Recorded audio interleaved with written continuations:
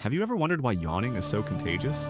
Even just thinking about yawning can make you do it. Scientists believe yawning helps cool down the brain, making it function more efficiently. When you yawn, you draw in a deep breath, increasing oxygen flow and helping regulate brain temperature. But what's truly fascinating is that yawning is contagious. Not just in humans, but among chimpanzees and even dogs. Some researchers think this social mirroring strengthens bonds within groups. So next time you catch a yawn, remember, your body might just be helping you and those around you stay sharp. Why do you think simple actions like yawning connect us so deeply?